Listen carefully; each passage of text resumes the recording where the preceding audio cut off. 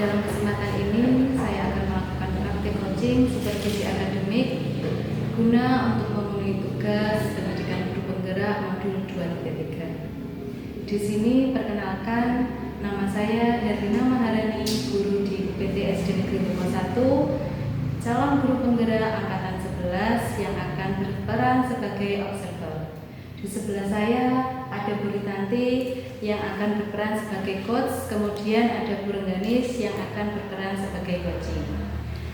Berikut adalah video praktik saya, selamat menyaksikan. Assalamualaikum warahmatullahi wabarakatuh, Bu Tanti. Waalaikumsalam warahmatullahi wabarakatuh, Bu Lina. Selamat siang Bu, bagaimana kabarnya hari ini? Selamat siang, alhamdulillah kabar baik dan selalu bahagia. Ibu, bagaimana dengan Ibu? Alhamdulillah baik juga Bu Tanti.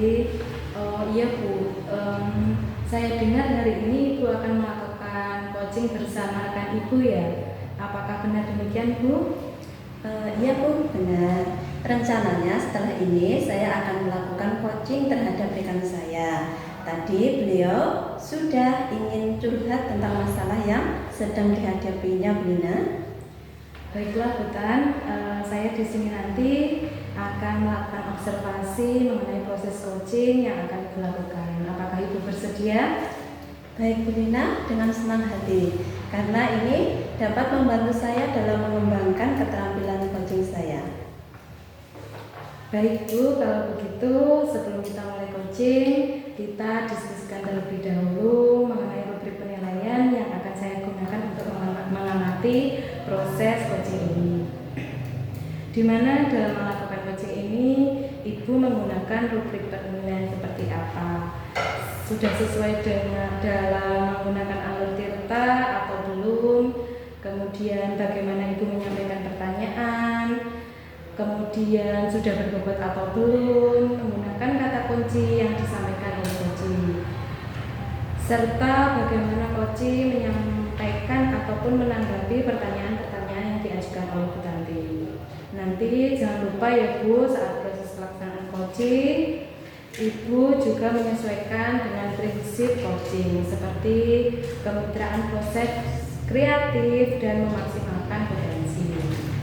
Baik Bu Lina, akan saya maksimalkan kompetensi yang saya miliki. Baik Bu, sehubungan dengan tugas saya sebagai observer, ada beberapa hal yang akan saya tanyakan pada Ibu. Yang pertama mengenai praktek coaching yang Ibu laksanakan kemarin Ibu, kira-kira bagaimana perasaan Ibu? Ya, untuk praktek coaching kemarin itu, yang pasti saya merasa nervous Bu Lina, deg-degan karena memang baru awal dan belum bisa terbiasa juga dengan teknik tirtanya, karena harus sesuai kan Bu ini? Iya, karena memang belum terbiasa ya Bu. Semoga untuk praktek coaching kali ini berjalan dengan lancar dan sesuai dengan harapan Ibu. Iya Bu, amin. Mohon bimbingan dan dukungannya ya Bu Lina. Baik, sudah pasti Bu Tanti. Untuk selanjutnya dalam proses coaching ini kan ada 5 kompetensi yang harus dilakukan, yaitu presence atau kehadiran penuh, kemudian mendengarkan dengan aktif, dan mengajukan pertanyaan berbobot. Kira-kira yang masih Ibu kurang yakin yang bagaimana ya Bu? Kalau saya lebih ke bagian present ya Bu Lina, karena kan kita harus hadir secara penuh, harus fokus dengan apa yang disampaikan oleh coach.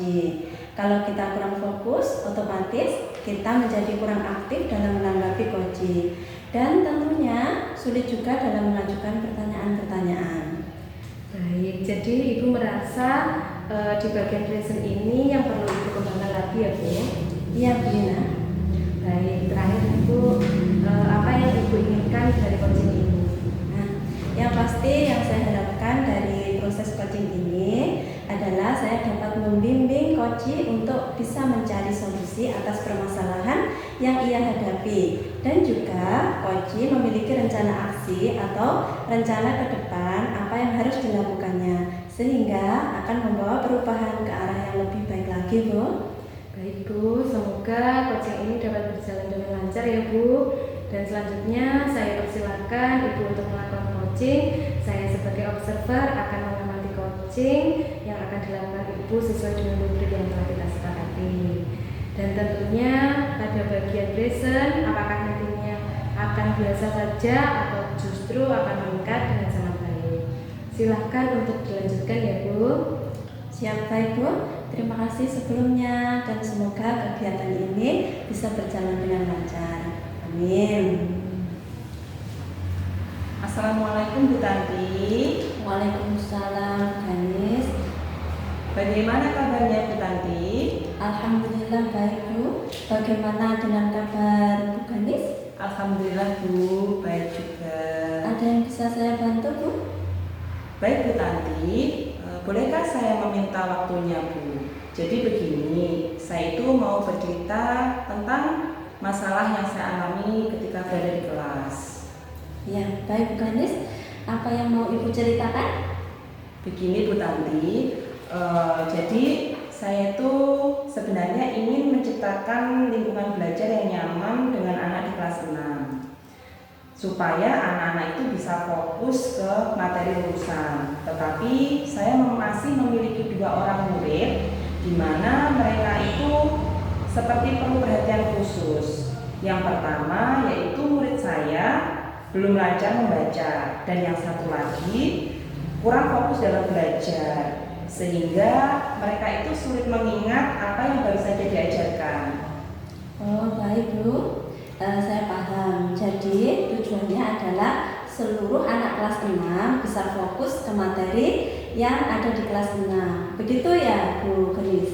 Iya Bu Tanti, seperti itu.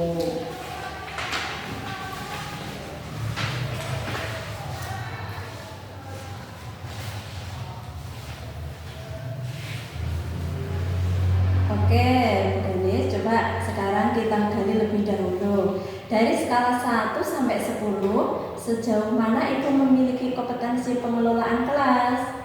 Menurut saya pribadi nih Bu, mungkin sekitar 7 Bu. Saya masih perlu banyak belajar tentang pengelolaan kelas dan kesiapan belajar siswa Bu. Ya, menurut Bu Ganis, sikap mereka dikarenakan apa ya sehingga mereka bisa melakukan hal tersebut? Menurut saya ada beberapa hal Bu yang menyebabkan sikap mereka itu seperti itu. Yang pertama, kondisi keluarga dan pengasuhannya. Mereka berdua itu dari latar belakang yang hampir sama, di mana kedua orang tuanya itu sama-sama bekerja. Jadi mereka tinggal bersama orang tuanya, meskipun pekerjaan orang tuanya berbeda. Yang satu dia tinggal di luar negeri, yang satunya ibunya itu bekerja sampai sore, sehingga mereka itu kurang perhatian dalam belajar. Kemudian yang kedua, kurang motivasi belajarnya. Jika anak itu tidak memiliki tujuan belajar, sehingga mereka itu terkesan malas ketika mengikuti pembelajaran. Yang ketiga, sulit untuk menerima materi karena mereka menganggap jika materi itu sulit, mereka tidak ingin berusaha untuk bisa memahaminya. Hal itulah yang dapat menyebabkan kedua anak tersebut itu fokusnya sering berubah-ubah Bu. Ya. Bu Ganis, kira-kira hambatan apa yang menyebabkan Ibu kesulitan menangani kedua anak tersebut? Begini Bu Tanti, jadi setelah saya mengetahui penyebabnya apa, saya itu merasa bahwa hambatan saya di tahun ini itu saya mendapatkan murid kelas 6 yang belum lancar membaca Bu. Selain itu, ketika berada di kelas dengan situasi tersebut, saya merasa bahwa iklim pembelajaran yang saya lakukan kurang kondusif. Hambatan lain yang saya alami dengan sikap mereka adalah menumbuhkan kesadaran diri dalam belajar. Karena ketidakfokusannya itu tadi, mereka seolah-olah itu ketika berada di kelas hanya bermain saja. Mereka tidak menyadari bahwa keberadaannya di dalam kelas itu adalah untuk belajar. Kemudian mereka benar posisinya ada di dalam kelas dan mengikuti pelajaran, akan tetapi banyak tugas yang tidak terselesaikan Bu. Oh begitu, sabar ya Bu Ganis. Atur nafas dulu Bu dan tetap semangat membersamai anak-anak ya. Coba Ibu ceritakan secara mendetail tentang permasalahan Bu Ganis itu. Jadi begini Bu, murid saya yang A itu yang kurang lancar membaca. Awalnya saya belum melihatnya begitu jelas, tetapi seiring berjalannya waktu pembelajaran, pada saat giliran dia membaca, ternyata membacanya itu belum lancar, seperti masih diejak gitu Bu. Kemudian untuk murid saya yang kedua, si B ini, dia sebenarnya sudah saya letakkan untuk duduk di depan. Namun setiap mata pelajaran apapun, padahal materi baru saja dijelaskan, dia tidak dapat menangkap sama sekali. Nah, saya jadi bingung Bu dengan masalah dua anak tersebut, karena di kelas 6 yang seharusnya hanya tinggal meneruskan materi, tapi saya ada beberapa anak yang belum lancar membaca itu tadi dan susah fokus dalam pelajaran. Menurut Ibu, bagaimana solusi dari permasalahan saya tersebut? Kalau boleh tahu Bu, pada saat mengajar Bu Ganis menggunakan media belajar apa ya? Ketika mengajar, saya menggunakan media belajar dari internet seperti video, pembelajaran di YouTube, juga terkadang saya sudah menggunakan tutor sebaya Bu. Jadi saya itu meminta bantuan dari temannya untuk membantu anak tersebut supaya bisa memahami materi yang telah disampaikan. Ya, kalau saya tangkap dari permasalahan Bu Ganis tadi berarti ada dua anak yang perlu bimbingan khusus, begitu ya Bu Ganis? Ya Bu Tanti, seperti itu. Baiklah Bu Ganis, karena kita sudah tahu akar permasalahannya, yaitu yang timbul dari anak itu sendiri dan faktor di luar anak tersebut. Jadi sekarang apa rencana dan strategi Bu Ganis untuk menyelesaikan masalah ini? Baik Bu Tanti, jadi strategi yang akan saya lakukan dalam mengatasi permasalahan ini, hal yang pertama yaitu saya akan melakukan kolaborasi dengan orang tua atau wali murid. Saya menyampaikan tentang permasalahan yang dialami oleh si anak tersebut atau anak yang bersangkutan. Kemudian saya akan meminta izin kepada kepala sekolah dan wali murid untuk menambah jam pelajaran khusus membaca dan melatih fokus untuk kedua anak tersebut. Serta saya akan berkolaborasi dengan rekan sejawat untuk membantu memberikan jam tambahan latihan membaca. Selain itu saya juga akan membuat program wajib membaca 10 menit sebelum pelajaran dimulai, agar semua anak bisa meningkatkan literasi di kelas. Saya juga akan mengusulkan program literasi wajib 10 menit ke dalam program literasi digital Bu, atau program literasi yang ada di sekolah saya. Ya, betul sekali Bu Ganis. Jadi Ibu melibatkan orang tua untuk melatih membaca anak tersebut dan membuat program membaca 10 menit sebelum pembelajaran. Begitu ya Bu? Iya Bu. Jadi tidak hanya dari pihak sekolah yang bertindak untuk melatih, tetapi kita juga membutuhkan dukungan dari orang tua ketika berada di rumah untuk tetap mendampingi anak-anak membaca ketika berada di rumah. Karena tanpa peran orang tua di rumah, kita kan tidak bisa mengawasinya selama 24 jam Bu. Bagus sekali rencana Bu Ganis. Lalu untuk anak yang kurang fokus belajar, tindakannya apa Bu? Nah, untuk anak yang kurang fokus belajar, saya juga akan berkomunikasi dengan orang tua agar di rumah lebih dinasihati dalam hal belajar.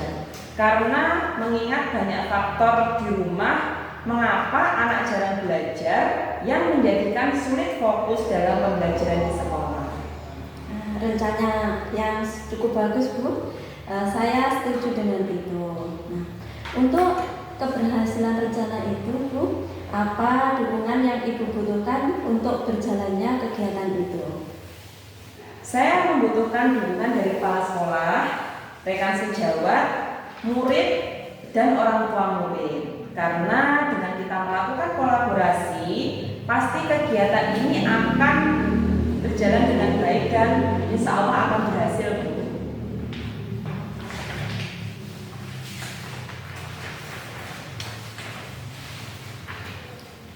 Apa komitmen dari Bu Ganis terhadap rencana itu Bu?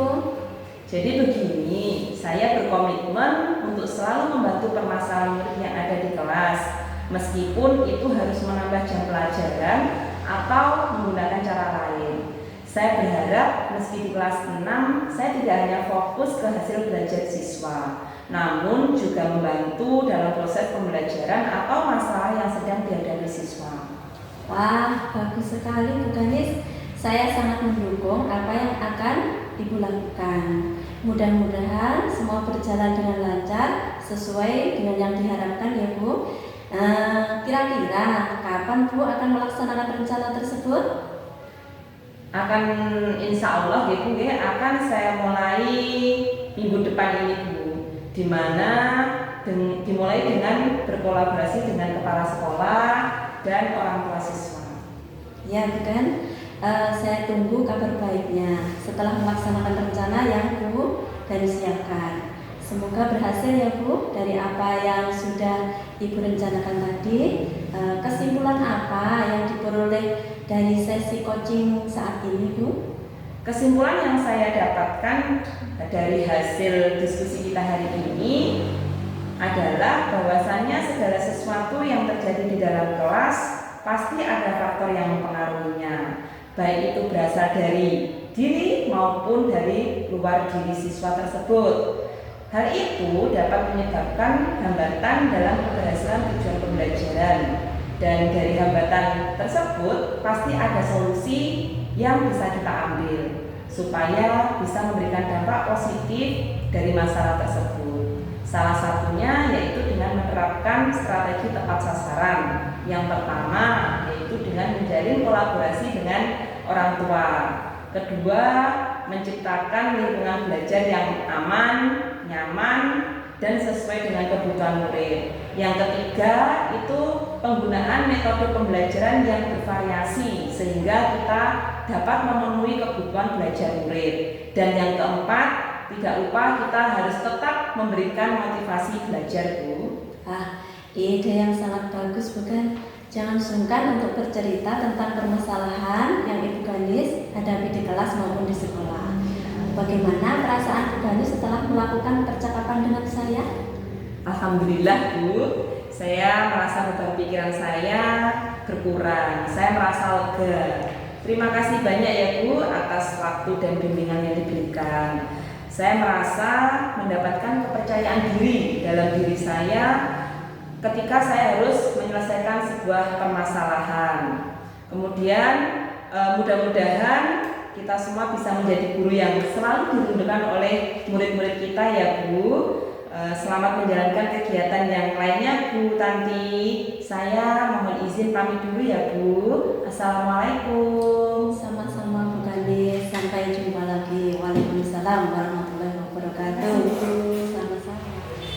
Alhamdulillah praktek coaching sudah terlaksana dengan baik. Kita beri aplaus untuk kegiatan praktek coaching hari ini. Bu Tanti dan Bu Ganis sudah melaksanakan praktek coaching dengan sangat baik. Terlihat alur cerita pada percakapannya, yaitu sudah ada tujuan, identifikasi, rencana aksi, serta tanggung jawab. Kemudian ada yang ingin saya sampaikan dari praktik coaching yang sudah Ibu lakukan, khususnya pada Ibu Tanti selaku coach. Menurut Ibu, apakah indikator keberhasilan dari diskusi tadi Bu? Ya, indikator keberhasilan dari diskusi ini yaitu bagaimana coaching dapat menemukan rencana atau solusi untuk mengatasi permasalahan yang dihadapi dan dapat melakukan rencana aksi yang sudah dibuatnya. Baik Bu Tanti, jadi untuk rencana aksi dan solusi nanti akan Ibu lakukan sendiri pada pembelajaran selanjutnya ya Bu Ganis ya? Ya Bu, seperti itu. Kemudian tadi Ibu sampaikan bahwa ingin mengembangkan pada kompetensi present atau kehadiran penuh. Di sini saya mengamati bahwa Ibu Tanti sudah dapat melakukannya dengan sangat baik, karena dengan kita hadir secara penuh, menjadi pendengar setia pada praktik coaching ini dan memberikan pertanyaan yang berbobot akan membuat coaching menjadi lebih terbuka dan merasa nyaman dalam menggali solusi dalam masalahnya yang dihadapi, dan juga dapat memotivasi coach dalam melakukan rencana aksi yang telah disusun secara maksimal. Ya Bu, terima kasih atas bantuan pengalamannya. Itu akan membantu saya untuk lebih baik ke depannya dalam melakukan proses coaching. Baik, secara umum semuanya sudah berjalan sangat baik. Semoga kedepannya bisa lebih baik lagi dalam melakukan proses coaching ini. Amin. Terima kasih Bu Lina.